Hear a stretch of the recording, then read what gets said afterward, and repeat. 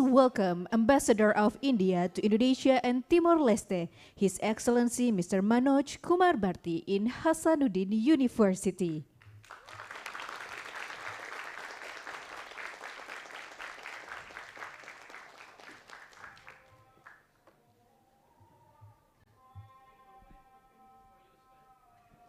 Along with Mr. Ambassador, Consul General of India Designate Consulate General of India in Bali, Her Excellency Mrs. Niharika Singh.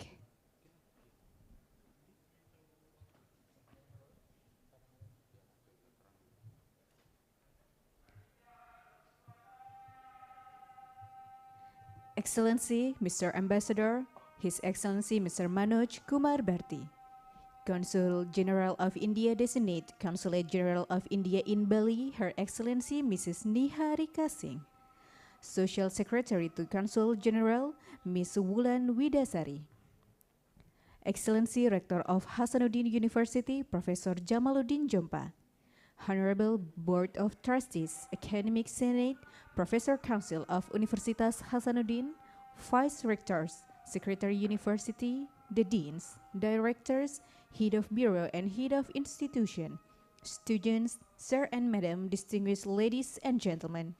Assalamualaikum warahmatullahi wabarakatuh. Good afternoon, Shalom Om Swastiastu, Namo Buddhaya, Om Shanti Shanti Om. Ladies and gentlemen, it is our pleasure to welcome you all here in Hasanuddin University today, 6 February 2023, for the public lecture of Ambassador of India for Indonesia and Timor Leste, India and Indonesia at G20. For your information, this public lecture session is broadcasted live on Hasanuddin University YouTube channel. Ladies and gentlemen, to begin our activity today, we will sing together the national anthem of Indonesia, Indonesia Raya. Please be rise. Bapak Ibu yang terhormat, mengawali kegiatan kita pada sore hari ini, menyanyikan bersama lagu kebangsaan Indonesia Raya.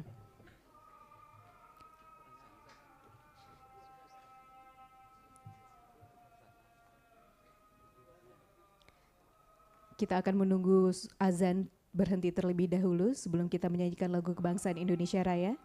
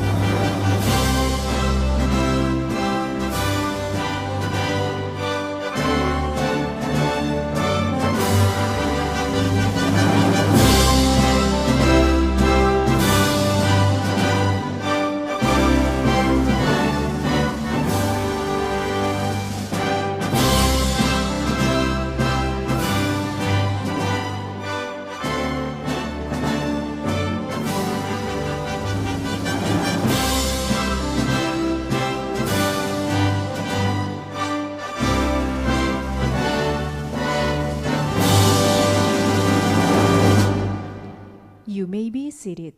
Hadirin disilahkan duduk kembali. Now we will hear together welcoming speech from Rector of Hasanuddin University.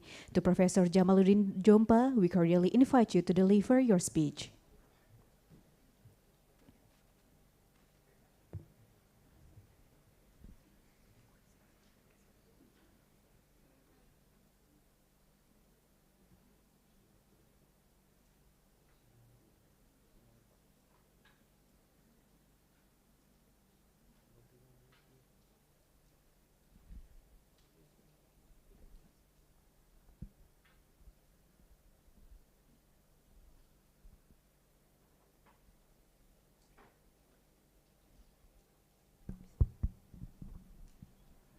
Bismillahirrahmanirrahim. Assalamualaikum warahmatullahi wabarakatuh.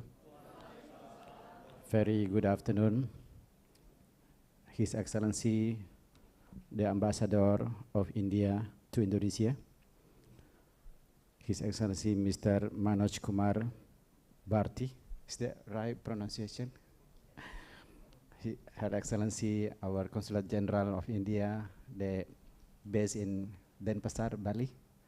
Selamat datang. And all delegation, Bapak Ibu, Wakil Rektor, para pimpinan yang hadir, Direktur, dan terkhusus anak-anakku para mahasiswa.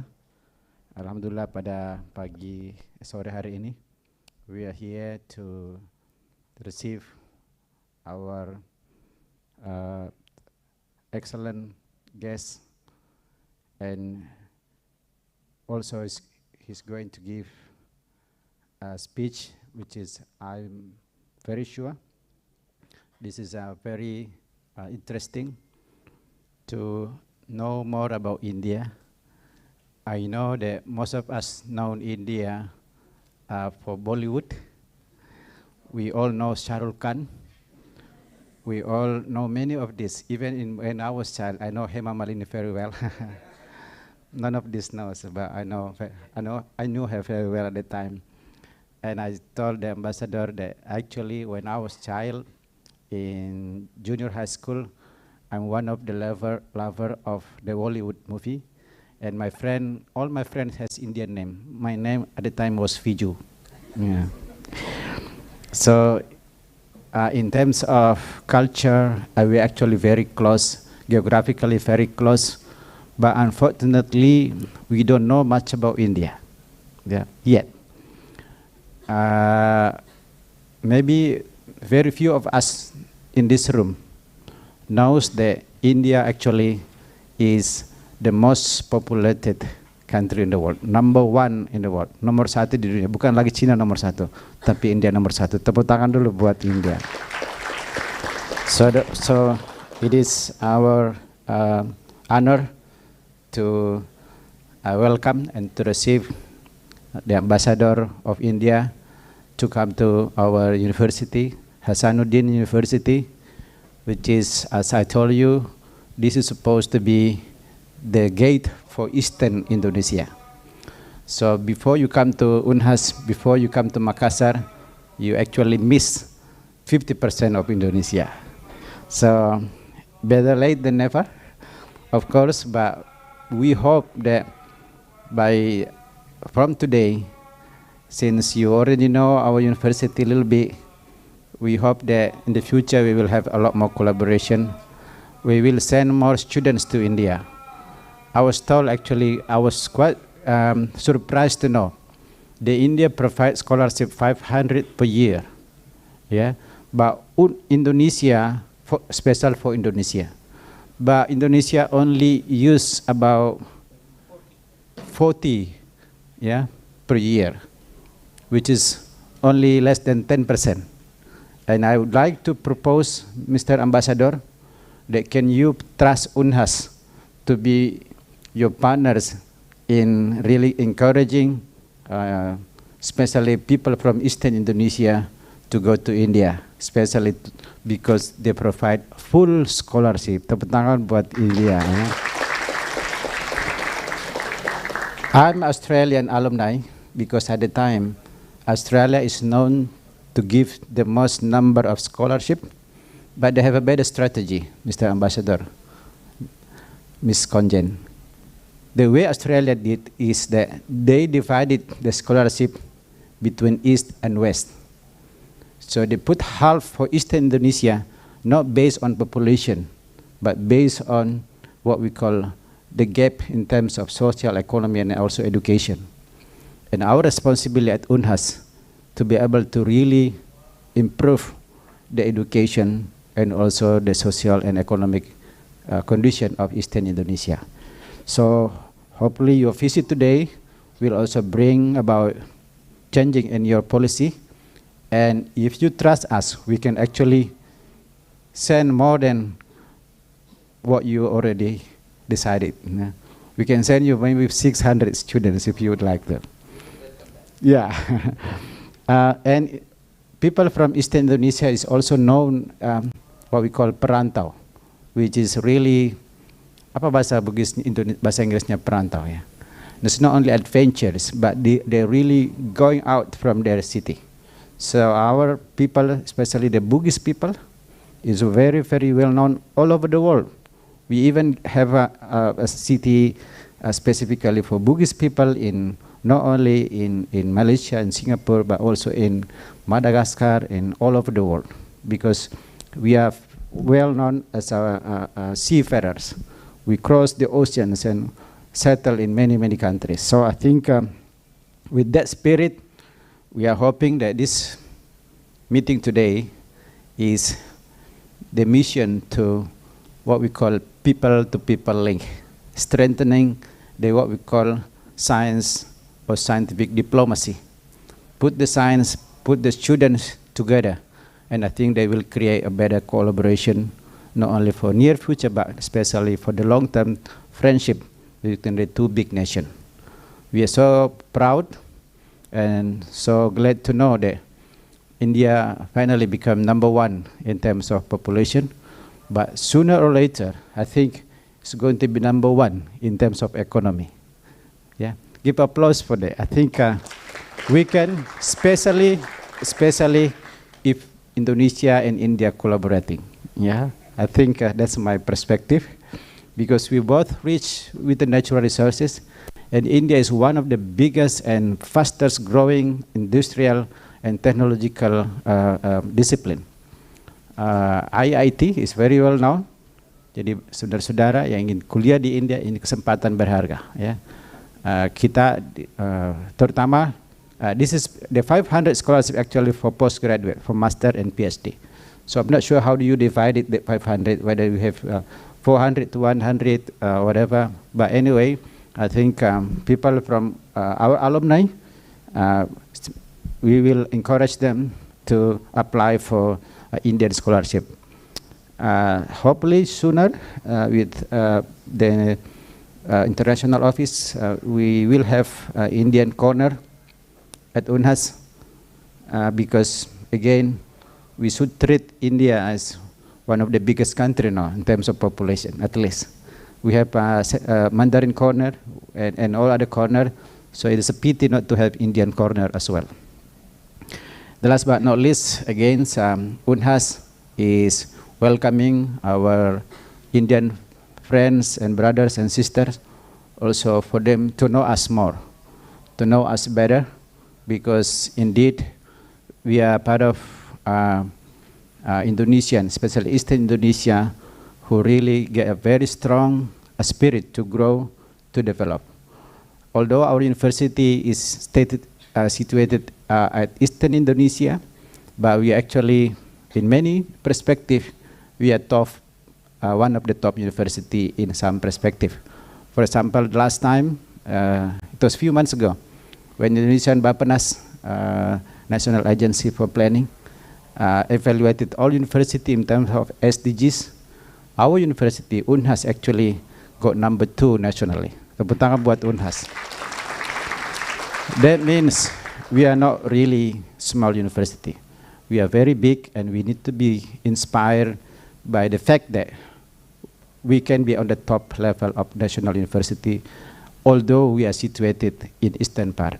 So it is our responsibility to be able to play the roles, to be able to bring and reduce the gap between the East and the West. And I think the role of university are very crucial. Therefore, I really would like to have the ambassadors and the consulate generals and the government of India to help Hasanuddin University to play that critical and important roles. Without further ado, I think that's all, and welcome again to our university. We do hope this is not your last visit.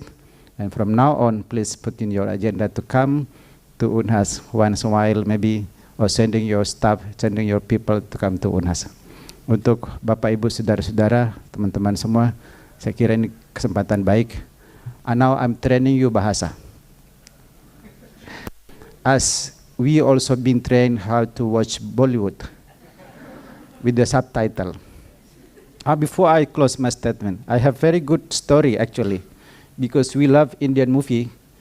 One of my promise when I was small, children at the time, not really children, in the junior high school, that I really would like to go to India to watch Indian movie. And finally, in 2008, yeah, I got a chance to be invited to India to give a symposium, an international symposium in Delhi. So the first night, I would like to fulfill my dream to watch Indian movie in India. But you know what? It was very big mistake. I came, I asked for the ticket. I got the ticket. I got very good seat, in the top. And I think I emptied the seat because it was not very expensive, because I was paid by ADB at the time, Asian Development Bank. The first minute, I got confused. What's wrong with my feeling? And you know what? In Indonesia, when you should watch Indian movie, you get subtitle. But when you watch Indian movie in India, there is no way you will have subtitle. So be careful, unless you know a little bit.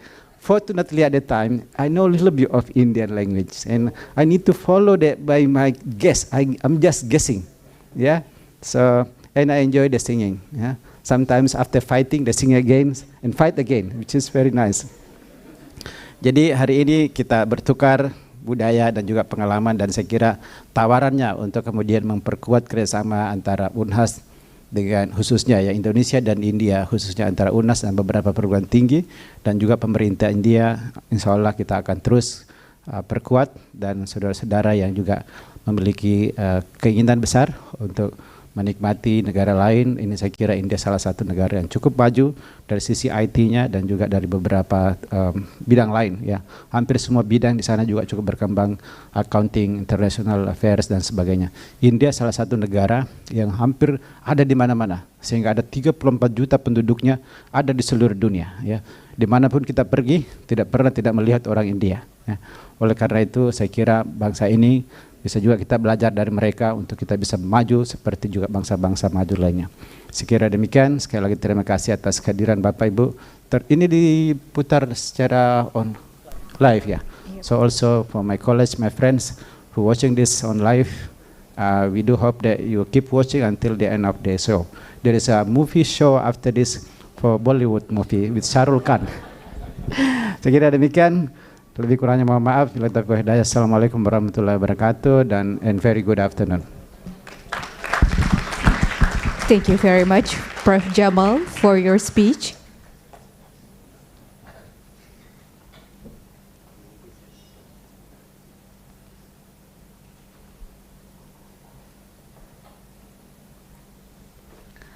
Ladies and gentlemen, now moving on to our main agenda today is public lecture delivered by Ambassador of India to Indonesia and Timor Leste. I would like to invite the moderator to lead this lecture session, Mr. Muhammad Ridwan, SSMA, to take place in the front seat.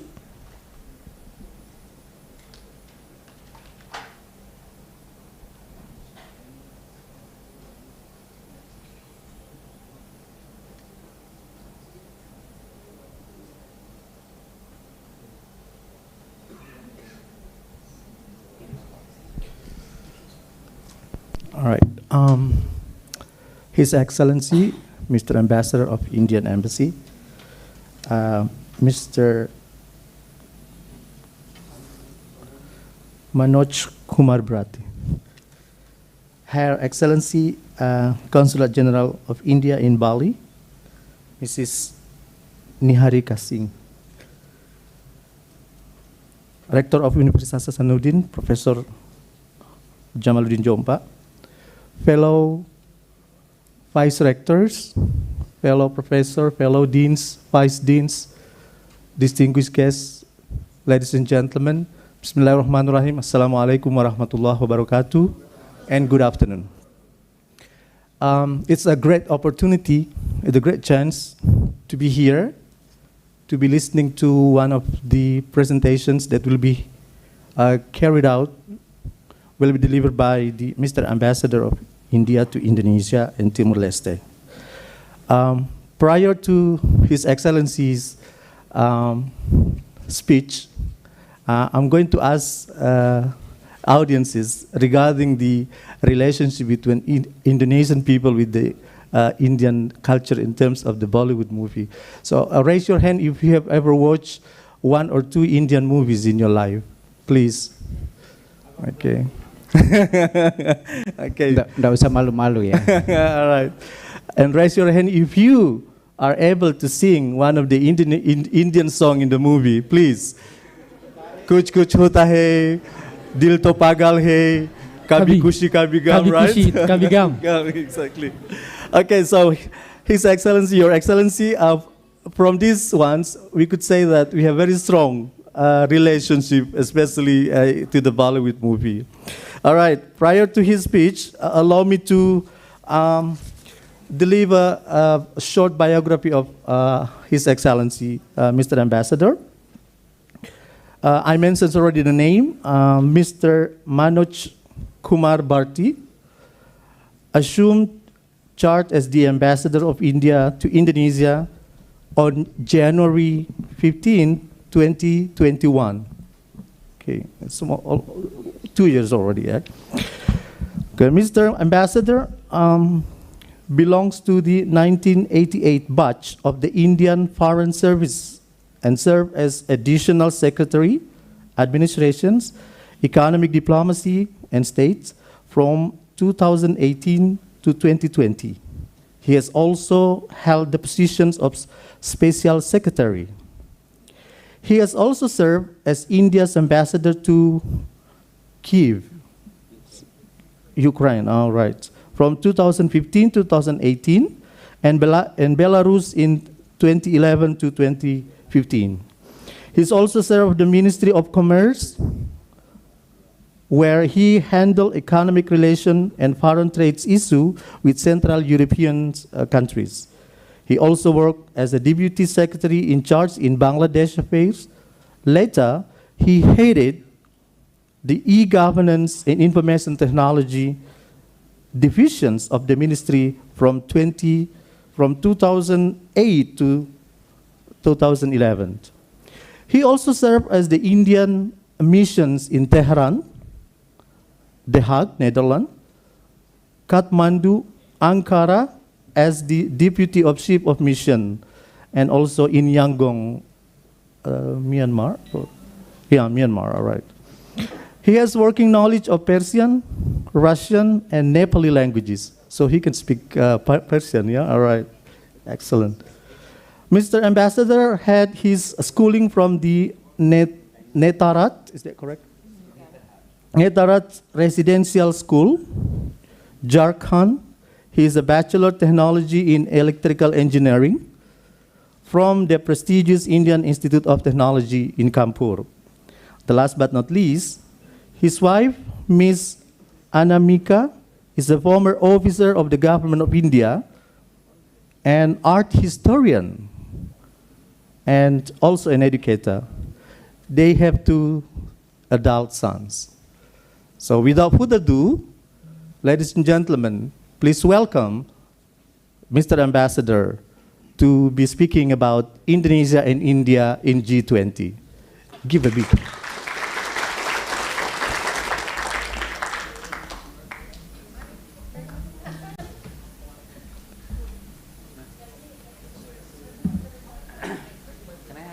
This one, please. Good afternoon. Selamat sore. Let me first thank the Honorable Rector, Professor Jamaluddin, Vice Rectors, Deans, and then professors in different departments, and dear students. I am extremely grateful to be given this opportunity to come to this university and talk to all of you today. I have chosen this subject called India and Indonesia at G20 because of certain reason. But before I go to that subject, because the Honorable Rector has mentioned about India being number 1 in population so many times, let me first tell you the uniqueness of Indian population. We are now 1.428 billion people according to official estimate. But our median age is 29 years. We have a huge amount of young people who are very well educated and they are ready to work anywhere either in India or abroad. They are your main competitors. So if you want to do well, you have to beat them. And to beat them, you need to cooperate with them. And this is the reason for me to come here and talk to all of you. We all need to know a little bit more about India if we want to work with India. What is it that makes India a unique country in the world? People say incredible India. What does it make to call India an incredible country? Some of these things I will tell you, and I hope you enjoy the next almost 40 minutes of my monologue. I'm going to speak non-stop. I hope everybody is comfortable with my English language. Is it fine? No problem? Okay. So, first of all, India, though so big in population, is a democratic country. That fact you should never forget. Because India is the world's largest democracy, while Indonesia is world's third largest democracy. India is today's world top populous country. Indonesia is the fourth most populous country in the world. India is world's fifth largest economy, and we have beaten our colonizers who are now at number 6 position. You are world's 16th largest economy and you have beaten your colonizers, Holland, which is number 20th country. We too have similar forms of governance. We pass a bill through the parliament debates on the bill, and finally it goes to the president or the prime minister for signature. This happens in India, this happens in Indonesia. It is not like an autocratic government where decisions are imposed on people. Also, talking about population, I do not know how many of you know, India was the first country to have family planning in 1957. In 1947, when we got independence from the British, we were very poor, very illiterate. Every woman in India used to have an average 5.5 children. That is why our population grew very fast. And as the development grew, the life expectancy also increased. In 1947, it was 36. Today, it is 75. Today, Indian women bear not more than 2.1 children on an average. So our population has almost reached its potential. It's only because of large base that it is rising little bit, but very slowly. It is a factory of the world in terms of human resources. 34 million Indians live abroad, work all around the world, nearly 190 countries all around the world. This is about India. Now, what is India and Indonesia in common? Apart from democracy and everything, Indonesia was the G20 president last year, and we handed over it to India for the presidency of G20 this year. I hope you understand what is G20. Importance of G20 you must understand as a young student of this prestigious university. In 1999, for the first time, the developed countries decided that they cannot lead the world in economic terms alone. They need developing countries to join hands with them. Only then they can understand the dynamics of the economic development of the world. So 1999, G20 started, but at that time it was only the finance minister and the banks, reserve banks, central banks, which were used to talking to each other. But slowly, as the years passed, people realized that developing countries have started becoming more and more relevant for the world economy. And that is when, in 2010, perhaps, for the first time, All the heads of state of 20 countries were invited. So, the existence of G20 means that the developed world has accepted the importance and dominance of developing world in handling the world economy. Indonesia, a developing country, was the president last year. India is the president this year, another developing country. It's a very significant thing. Indonesia, in its presidency, had the tagline what? Recover together, recover stronger. Because it was the need of the hour. We were coming out of pandemic and we needed the whole world to recover faster. What is the tagline of India? Do you know? The tagline of India is very, very telling. And that is what I want to explain to you in greater detail. It says, one earth, one family, one future. It says that unless all of us in the entire world start treating ourselves as the member of one family, we will not be able to save our only home, that is earth. The earth is undergoing transformations and deterioration so fast that if we do not take care of our earth, in few years down the line we will have no place to live in. I will like to show you a film which was made to depict our G20 presidency. Can we have that film, please?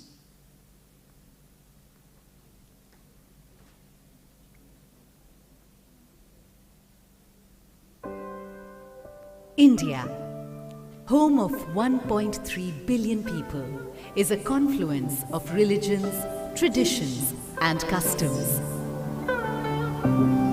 A thriving global center of technology and the world's largest democracy. As one of the oldest civilizations in the world with a rich cultural heritage and diversity, and as the fifth largest economy in the world, India is proud to assume the presidency of G20. As the country blooms into a new era, we look to another poignant symbol for humanity to emerge victorious from its challenges. Lotus, the national flower of India, representing our culture, history, and heritage. A poignant symbol for humanity to emerge victorious from its challenges. And the inspiration for India's G20 logo design.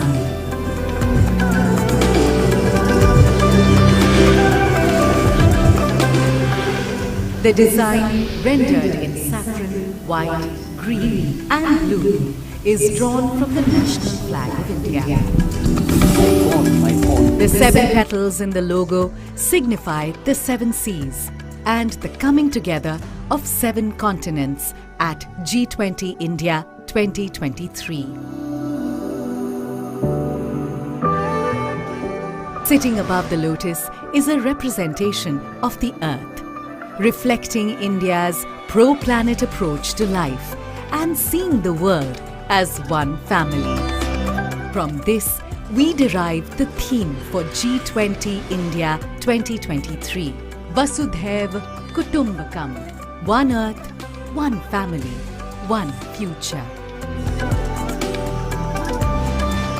A theme that brings the G20's focus on shared global growth, while being in harmony with nature. G20 India 2023. One earth, one family, one future. Vasudhaiva Kutumbakam.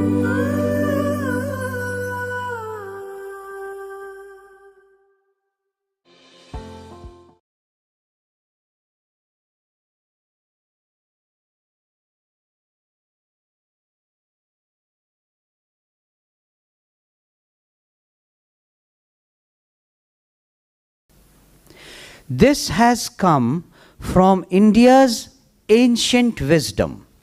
The word that you saw, Vasudhaiv Kutumbakam, literally means the whole world is one family.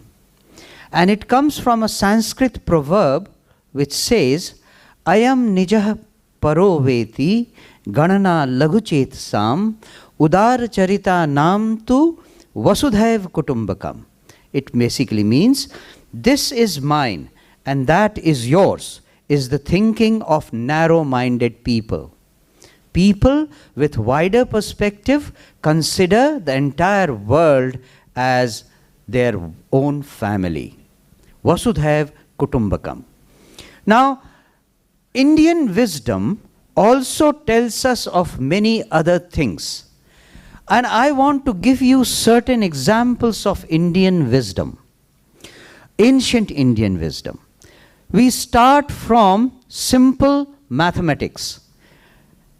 If I give you two numbers, let's say 99997, and I want you to multiply it by 99989. How much time will you take to multiply if you are not given a calculator? Without calculator, how much time will you take to multiply this? Quite a long time, is it? I can do it in 10 seconds. And this is the typical Indian wisdom in mathematics, I am telling you. How do we do this? There are 5 digits. I have chosen the numbers in such a way that both of them are 5 digits, just to simplify the process. You take the base 1 with 5 zeros. Okay? And this number is only 3 less than the base number. This number is 11 less than the base number. Okay? You only have to multiply these two. What is it? 33. 11 times 3 is 33. Because there are 5 zeros, you put the other 3 places with 0. This minus 11 or this minus 3 will give you the same number, which is 99986. This is the multiplication. You can check in your calculator. Please check in your calculator.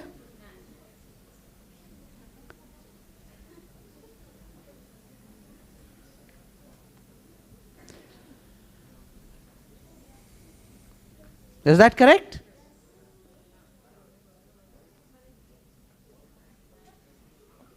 Is that correct? This is just a glimpse of what Indian, in 7,000 years ago, I am talking of not this. This was done, this kind of calculation was done 7,000 years ago in India. The mathematical analysis, everything that we know about mathematics, trigonometry, algebra, calculus, everything was designed and people used to study 7,000 years ago in India. I'll give you another example, little more complicated, but I'll give you another example. If you have come to hear Indian ambassador about India, you should be ready to be amazed as to what India can offer.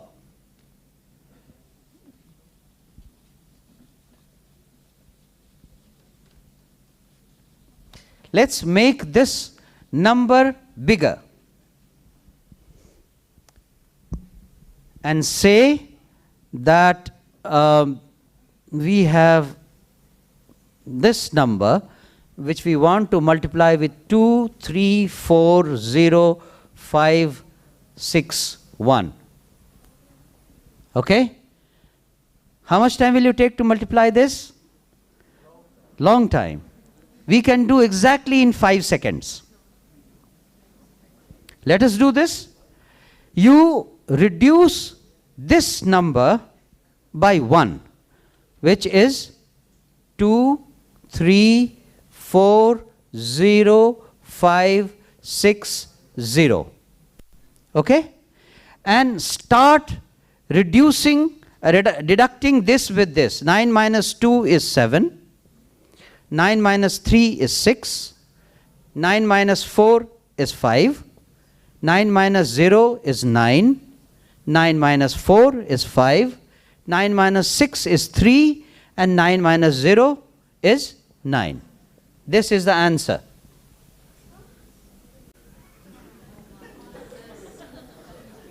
Did you get it in your calculator?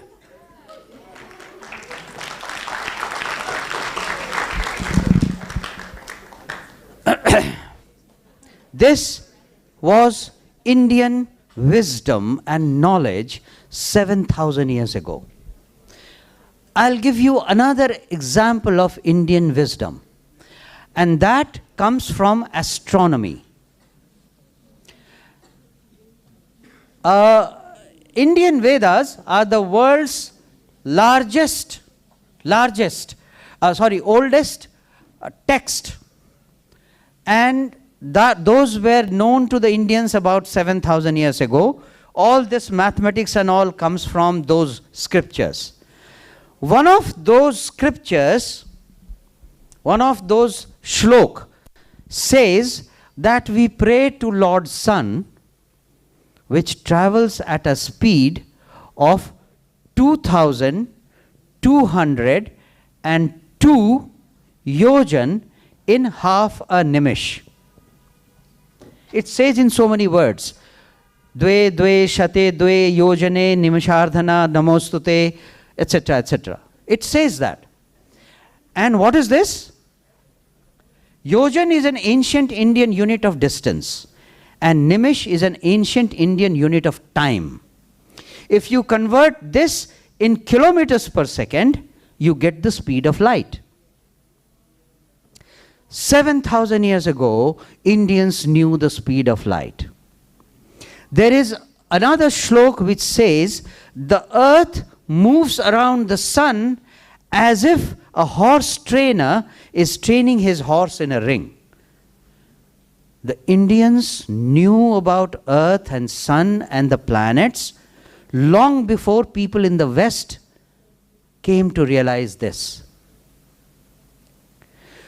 You should have it from another perspective about Indian knowledge of astronomy. I don't know how many of you are exposed to astrology. Have you known about astrology? Anyone? Sun sign and other things? No? In India, they knew that sun is in the middle and earth is moving around sun. This whole plane is divided in 12 constellations, which are called Leo, Libra, etc., etc. 12 constellations. And at the time of your birth on earth, people in India could calculate which constellation the earth is lying. Not only that, they could also calculate in which constellation Mars is lying, in which constellation Mercury is lying, in which constellation Venus is lying, or Saturn is lying, or Jupiter is lying. They could calculate the exact position of all these planets in the universe.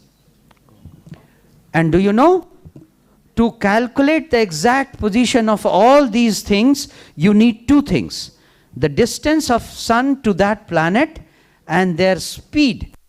Unless you know this as an engineer, I can tell you, you will not be able to calculate the exact position of these planets. But this was being done in India. To give you some more practical examples, in Indian wisdom, the education that we are all getting is defined in what way? It comes with a shlok which says, Vidya dadati vinayam vinayat dati patratam, patratvat dhanamapanoti, dhanat dharma tatah sukham, which basically means the basic purpose of education is to get humility. Vidya dadati vinayam. When you have humility, you generate capability to earn money. When you have money, then you can follow the path of righteousness, which is dharma. And only when you follow the path of dharma, you can get real happiness. Nothing else can give you real happiness. And it also said that if you want to get educated, you will have to leave laziness. Because it says, alasasya kuto vidya. Anyone who is lazy, how can he or she find education? And if you do not have vidya, that is education, you cannot have money. And if you do not have money, you cannot have friends. And if you do not have friends, how will you get happiness? Alasasya kuto vidya, avidyasya kuto dhanam, adhanasya kuto mitram, amitrasya kuto sukham. If you are lazy, you cannot be educated. And if you are not educated, you cannot have money. And if you cannot have money, you cannot have friends. And if you do not have friends, how can you be happy? Now, some of these things give us this confidence that under the G20 presidency, if we can give this world some idea as to how to live life on this earth, to make the earth livable for a long time, this is the chance that India has. And we would like our brother countries like Indonesia to understand this and speak to the world along with us. We want you to be our partners in saving this world. We have also got small behavioral changes that we need to do if we want to save this earth. Give you an example. People switch on the AC in the room in the night and sleep with the blanket. Many people do. You switch on the AC in full blast and sleep with a blanket. You can save small changes, but you can save a lot of energy, and you can save this earth in the long run. Similarly, I do not know how many of you have learned, on India's suggestion, United Nations has declared 2023 as the International Year of Millets. Millet are other grains than wheat and rice. Wheat and rice generation requires a lot of water and lot of energy. But these grains, millets, do not require that kind of energy or water resource. Fortunately, on India's suggestion, United Nations has declared 2023 as the International Year of Millet. I want to show you a short clipping on the importance of millet and what it means for the humanity.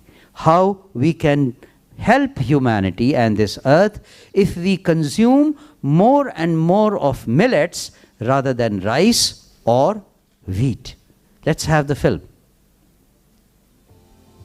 Millets, a miracle grain, a superfood that's an alternative cereal of the future. A cereal that can help India and the world achieve nutritional security and help in shaping a better, healthier future for the entire food chain. It's this belief that has led our Honorable Prime Minister, Shri Narendra Modi, to spread awareness about the goodness of millets. Proposed by the Government of India and supported by 72 nations, The year 2023 has been declared as the International Year of Millets by the UN General Assembly. Not only are they nutrition dense, they have a relatively low environmental impact, need less water, are easy to grow and simple to produce. Millets are also a great solution for those seeking vegan and gluten-free diets. With 20% of the global millet crop being produced in India, India is now poised to become the millet hub of the world. In fact, India is home to over 500 strong millet-based startups with a sizable and impressive millet-based product portfolio. And millets are gaining popularity as a superfood world over. Millets is now ready to become a mainstream food grain globally. And India is ready to lead the world by sharing its learnings, technologies and best practices across the entire value chain with the rest of the world. As we get ready to move into 2023, let's come together in the spirit of collaboration, joint initiatives and knowledge sharing to create awareness across the entire ecosystem.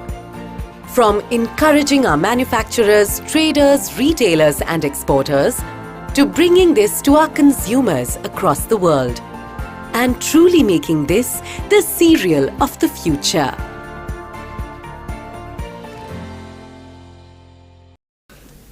Okay, now a few words about India-Indonesia collaboration, which is important for students like you.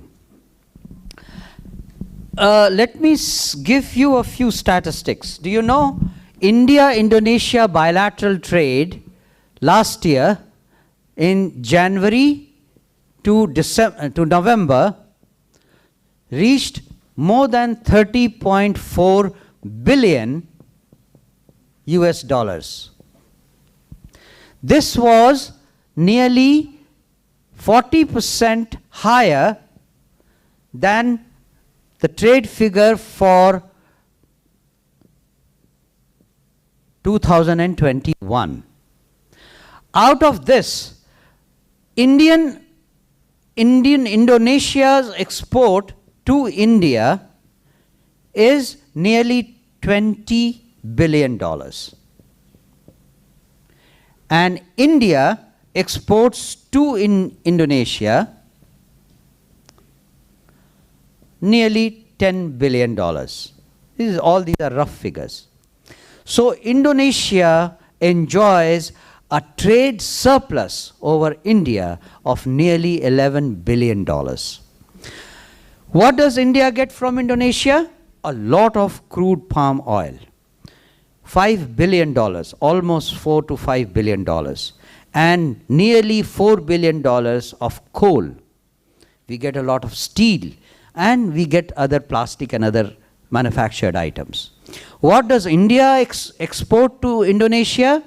A lot of engineering goods, a lot of chemicals, a lot of pharmaceuticals and other things.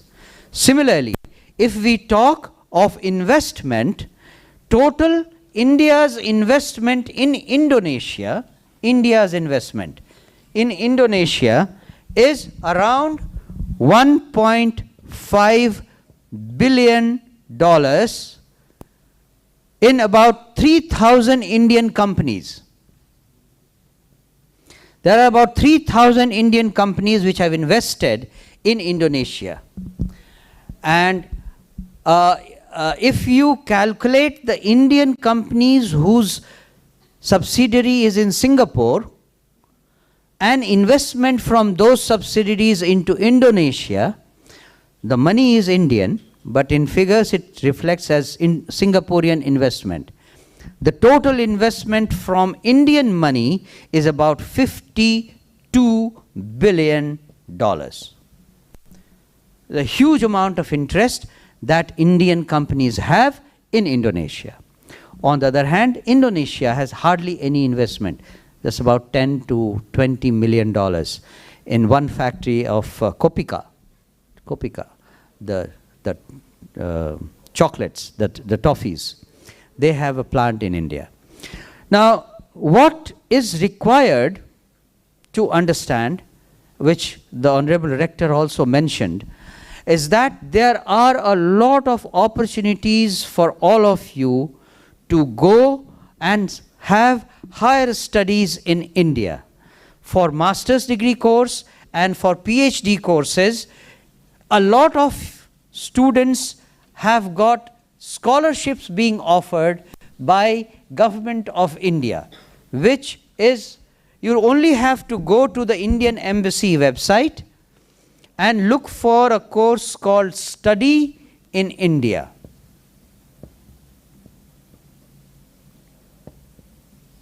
The forms are given there and you can apply online, and if you are selected, then you go on scholarship to India.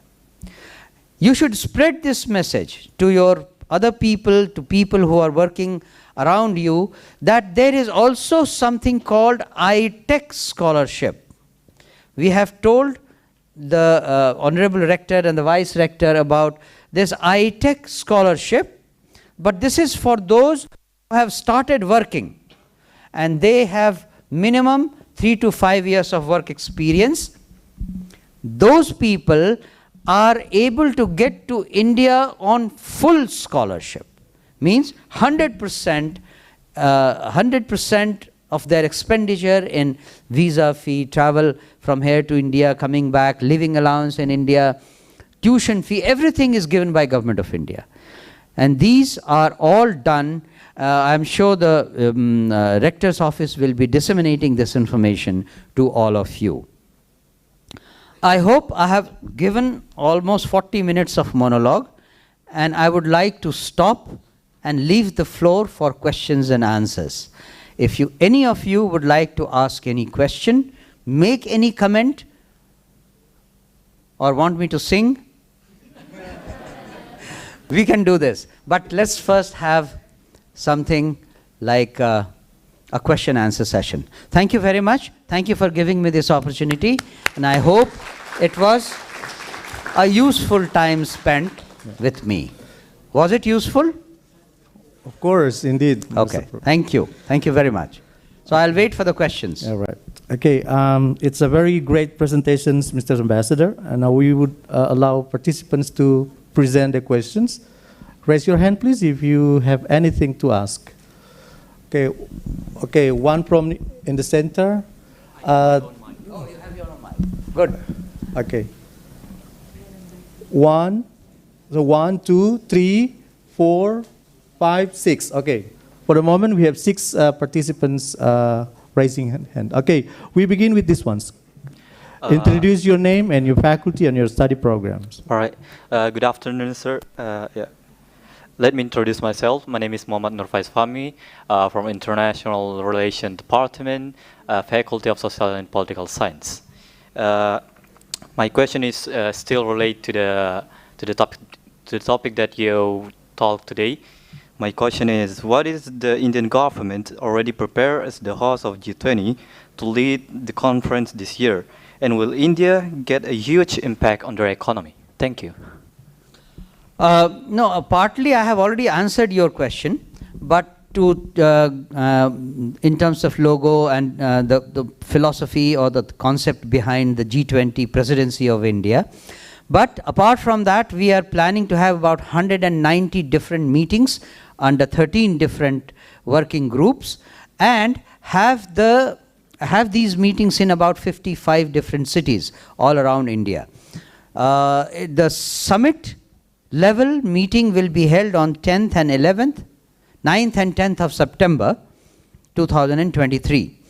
In terms of our contribution to the G20, the whole idea is to make the entire world sensitive to the requirements of environmental safeguard and saving this earth by making behavioral changes on individual level and making small differences so that collectively we all end up saving this earth. That is the main message, whether you call it economic, social or political. But this is the main message. We hope that by the end of our presidency, people will come to realize. By force, people in Europe have already come to realize. Only yesterday I was watching a news clip that in France, all the ski resorts have started cutting their electricity bill. They have started reducing the electricity consumption. They have started reducing the length of their ski timing. Everyone in Europe has started feeling the crunch of excess energy usage. And they have woken up to the idea that we need to make small changes in our behavior if we want to conserve energy, and the notion to save the earth will come later when they go through the Indian presidency. Okay? Have I answered your question? All right. Next one. Can I invite the other one in the corner? Okay, go. First of all, thank you for the opportunity. Let me introduce myself. My name is Farhan Rahman and my major is international relationship. I'm interested about India balancing between environmental and economic. Is there in the future any plan to cooperate with Indonesia to make us know how to balance between environmental and economy? Because in Indonesia, people only care about the economy and only economic. We don't look too much about our environmental before it's too late. So my point is there in the future any cooperation between India and Indonesia to save the environmental? Thank you. Thank you. Thank you for the question. It's a very good question. No, India is spreading our message. India is giving this message to the entire world, including to Indonesia. Indonesia, I found, is quite sensitive to this idea of, environmental problems, degradation, and everything. It is true that Indonesia is very keen to develop economically very fast. They want to become the world's third largest economy by 2045. That means from a GDP of about $1 trillion today, you need to become a GDP of nearly 14 trillions in about 20 years' time. It's a huge, huge target, and Indonesia is rushing, is doing everything to catch that target. It is left to Indonesia and the leadership of Indonesia as to how they would like to balance their economic growth with the environmental protection measures. I hope that the message of India also comes to Indonesia. That's all I can say at this stage. Okay? Thank you. Okay. The third question, Your Excellency, is coming also from international students. Yeah. International relations students. Okay. May I invite? I think she might be speaking in India, in Punjabi or Hindi. Sonia, could you?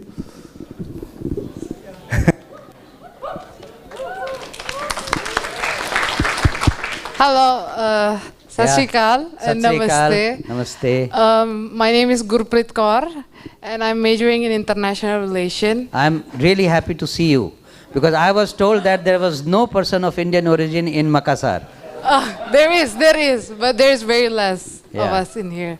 Okay. So my question is, because you are the the chairman of G20 this year. So as we know, chairman of G20 can choose the agenda. Then what will they discuss? So what do you think about agenda that will be much more benefit and have like a mutual interest with these two countries? What do you think? Okay. No, your question is good, but I think when you talk of G20 agenda, it is for international community. It will affect all countries in the world. Indonesia is only part of that international community. So whatever agenda India chooses will also be affecting Indonesia that much only. And the agenda of India is based on, as I have explained, based on our theme. Our main message for this G20 presidency is that we have had enough of economic development and rush for economic progress.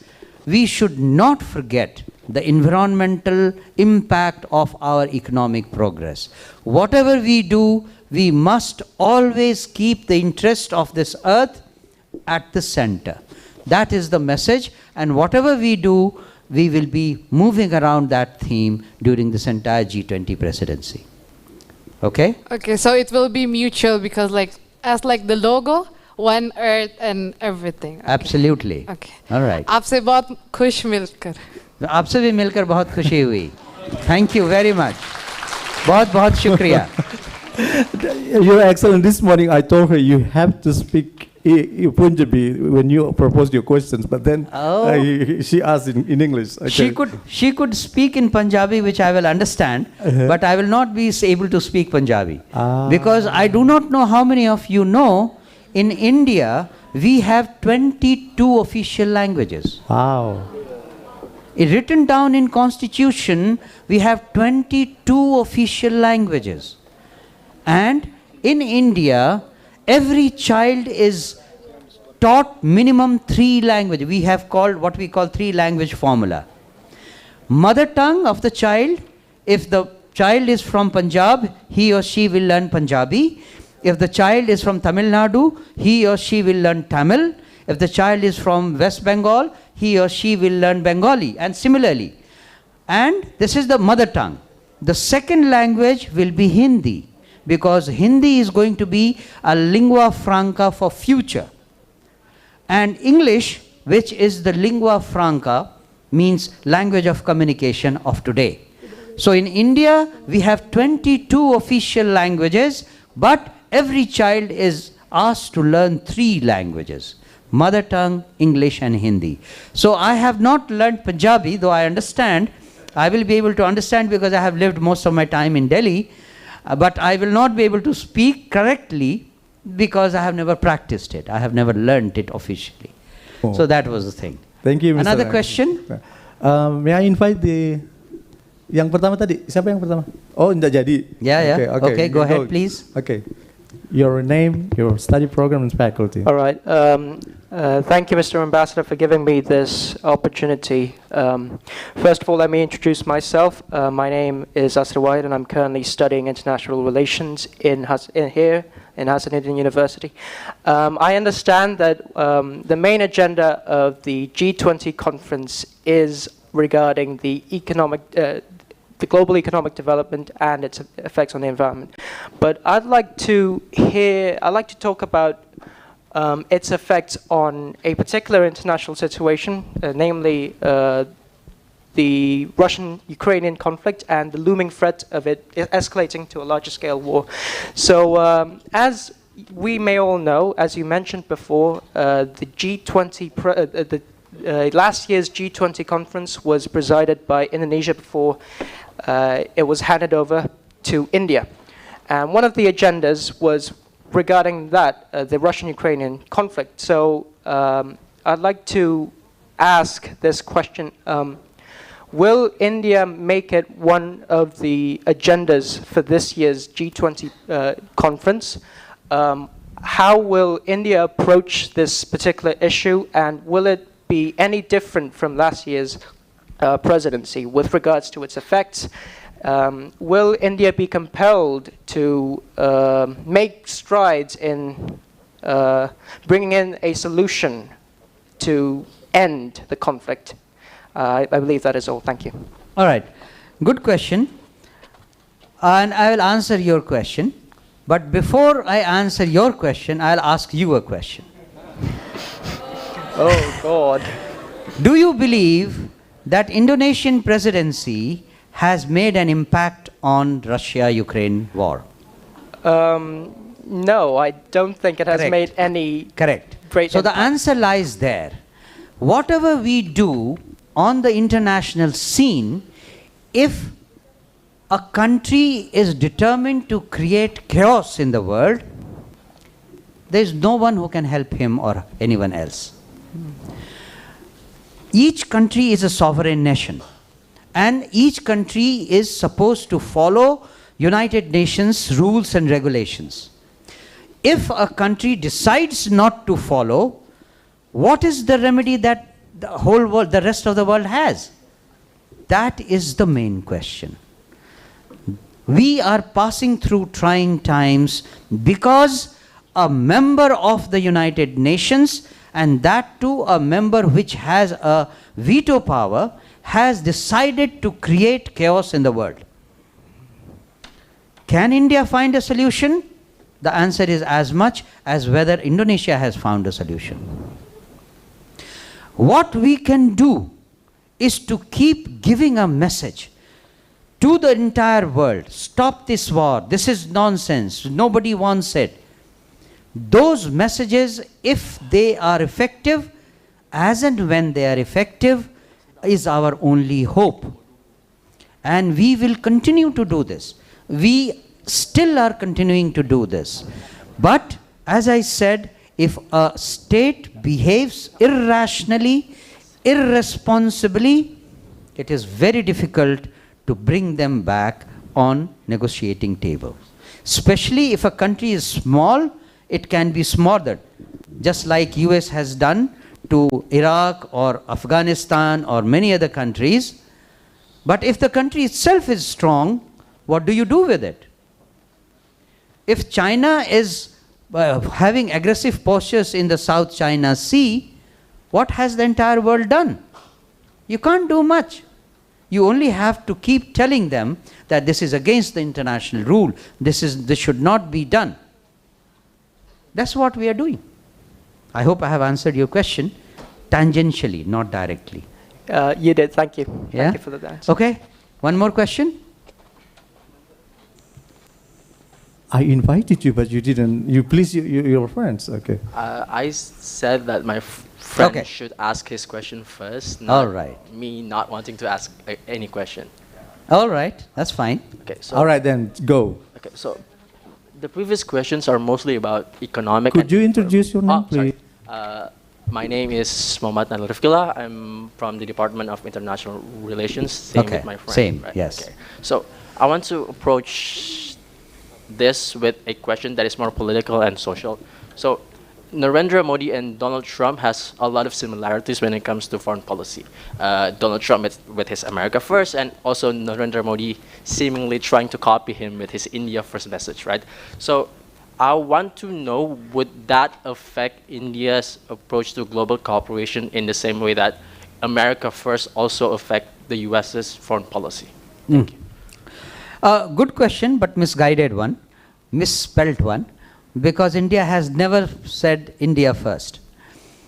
But the aim is the same, and the aim is to make India the most prosperous country in the world in a long, long future, not now. We know our strength, we know our weaknesses, and we work accordingly. But you must understand that Indian growth path is never selfish. India has shared its knowledge and wealth with all developing countries every time. The ITEC program that I spoke about, India spends nearly $10 billion in providing scholarships to developing countries, African countries, other developing countries which are wanting to learn something. This program was started in 1967 when India itself was poor. But India decided to share its knowledge with all those people who are less fortunate or less poor than India itself. You will find it is in India's grain that when we achieve something, we always share it with others. Knowledge, wealth, capability, or whatever. I'll give you another example. Indian satellites today are helping all underdeveloped countries to put their own satellite in the orbit. Related with space technology, I do not know how many of you know, 4 or 5 years ago, India sent its satellite to Mars. And India was the first country to send its satellite to Mars in the first attempt. India was the fourth country because Russia, US and China have already sent their satellites to Mars, but not in the first attempt. They had to try again and again.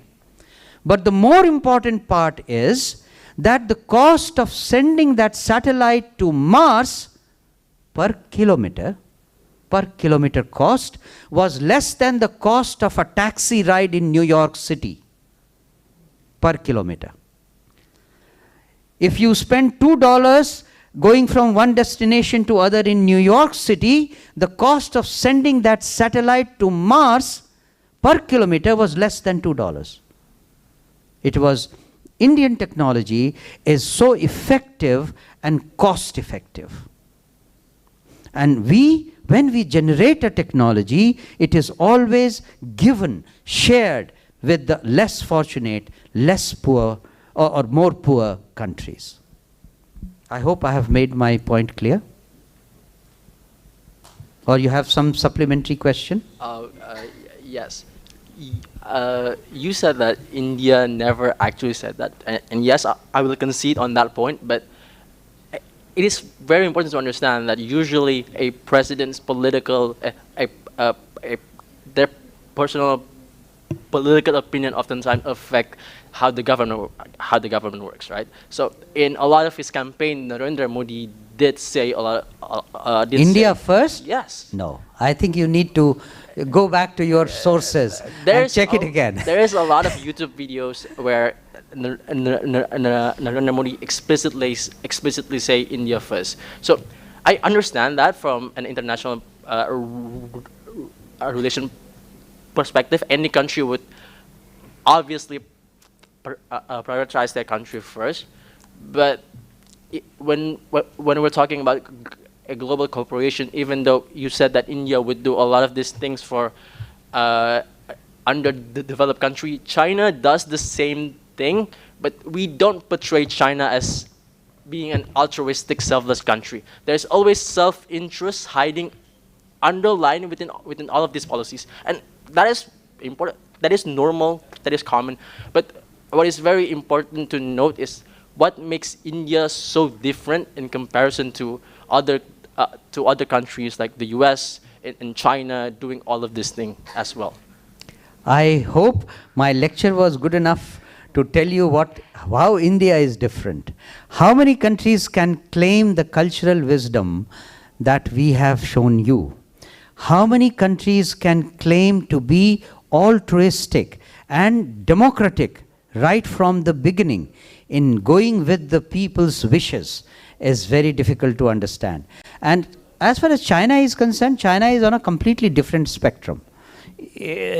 China and India in a way fall in two parts of the spectrum. And if you decide to compare them, it will be very difficult to compare. Okay? All right. I think this is the last questions.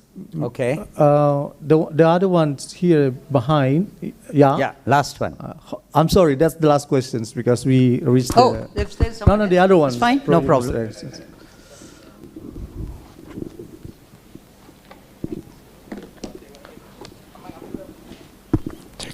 Assalamualaikum warahmatullahi wabarakatuh. Thanks for the chance. My name is Andi Nuzul Rizky Ramadan.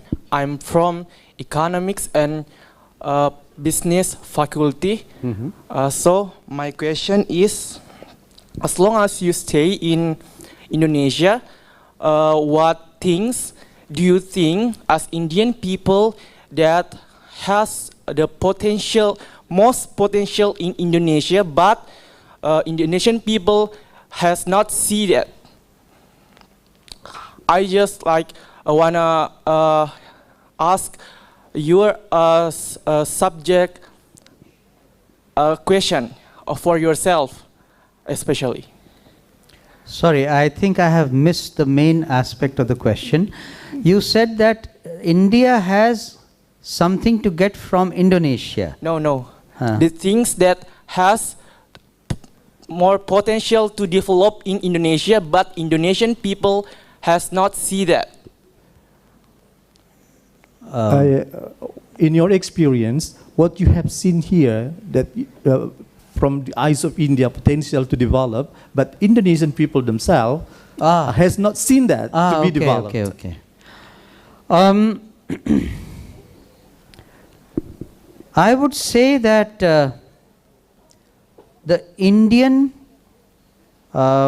capability in implementation of technology, what we call most appropriate technology, is something which is being missed in Indonesia. For everything, there are two options. Either you go for the best technology, which is very costly, or you go for the appropriate technology, which is fit for the society at the moment. And it is not that expensive. India has always gone with the appropriate technology tag rather than going for the best technology in the world. That is how we have developed our industry, and that is how we have developed our economy for a long time. We have now reached a threshold from where we can opt for better technology than the most appropriate technology. This concept of the appropriate technology commensurate with the economic power that the country has is something that I feel people in Indonesia can attain from India. As far as the worldly possessions or the economic matters are concerned, we are doing already quite well. Our target is to reach $50 billion worth of trade by 2025. And we are already at about $34 billion by the end of 2023. And if we keep progressing about 30% per year, we'll reach there.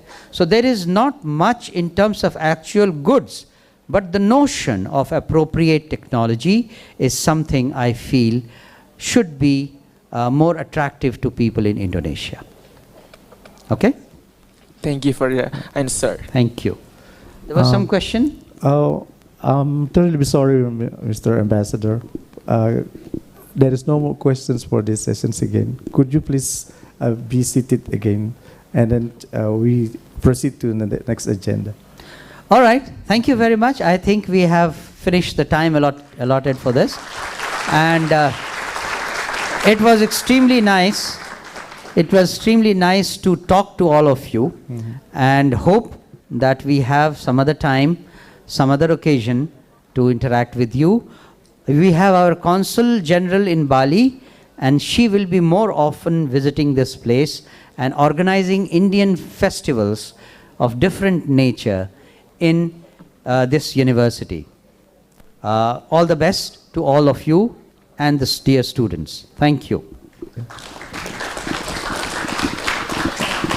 Thank you very much, Mr. Ambassador, and we hope that we gain a lot of insights and information regarding the bilateral relations between Indonesia and India, and especially our university.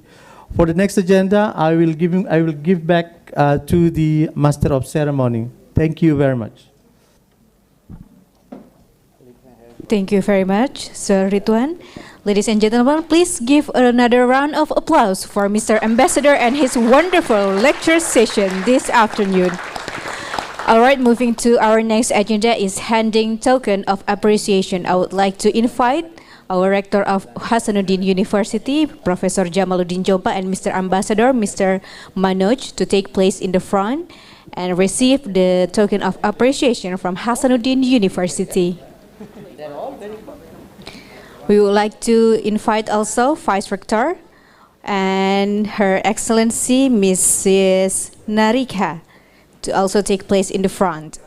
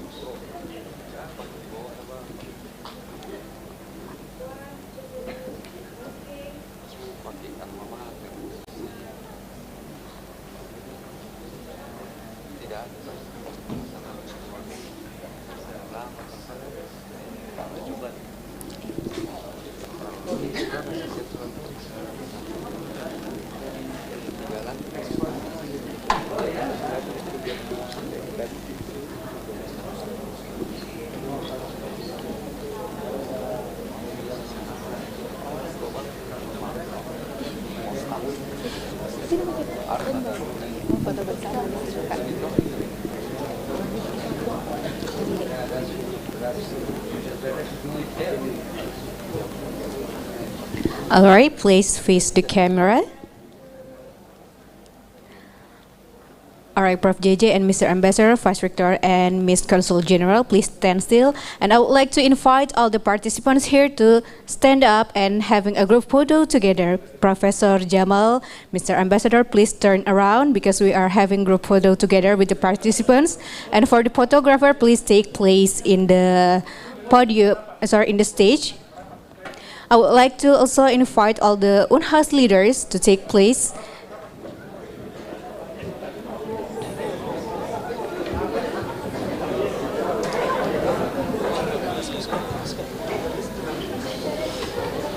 Oke, semuanya adik-adik silahkan berdiri dan lebih merapat lagi.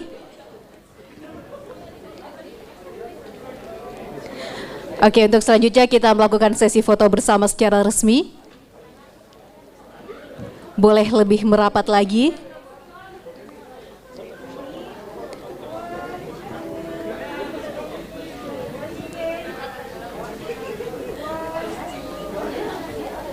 Oke, semuanya boleh angkat tangannya dan membentuk huruf C. Ya. C adalah bentuk komitmen Universitas Hasanuddin untuk menuju World Class University. Oke, terima kasih banyak. Ladies and gentlemen, we have now come to closing session. May our activity this afternoon will bring you insight about India and Indonesia at G22. We sincerely thank you very much for your kind attendance and good afternoon.